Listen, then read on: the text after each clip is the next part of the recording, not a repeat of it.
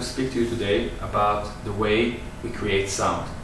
There are two ways in which the bow hits the string.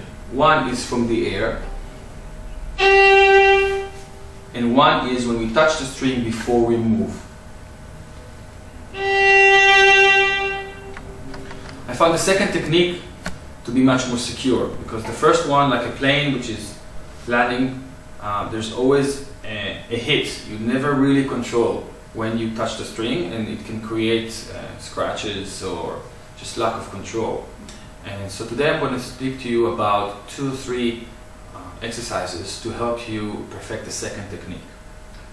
The first one is how we actually approach the string, and that should be timed. I try to keep my bow point up, so there is no strain on my 4th finger. When we move the bow like this, there is strain on the 4th finger, and if we approach slowly, as some people do, to the string, there is also quite a lot of strain on our shoulder. Put some adrenaline in your blood in a concert and you get a very trembling hover, which is not very nice to feel. So I try to keep the bow as straight as possible until the last moment, and then time myself into touching. 4, 3, 2, 1.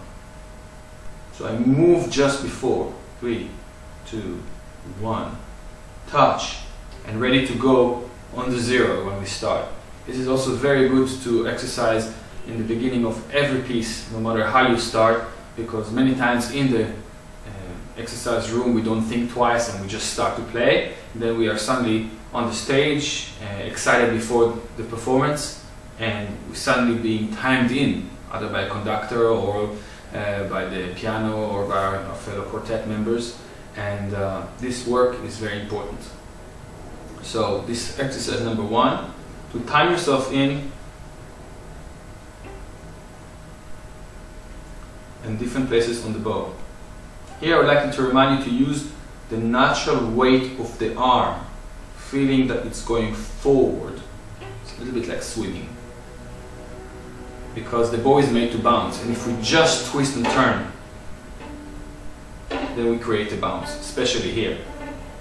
We can minimize the bounce with a natural weight of the arm falling forward.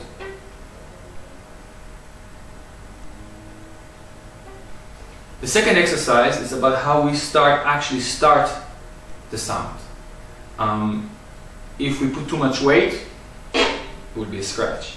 If we put too little weight, we whisper ourselves in. So this next exercise is really how to create empathy or feeling of weight on the string. We take one note, we approach the string, touch, then we put as much weight as we can, natural weight, forward as we can, but when we cannot actually move the bow. And then we lift slowly the weight up to the point we think we can start to be in that perfect weight belt. Again, forward, up. And you can do it also upwards on different places on the bow. This is very good for control.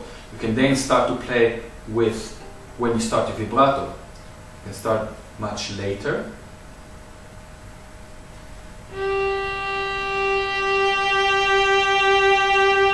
To create this sublime crescendo. Or if you want to start the vibrato before you start,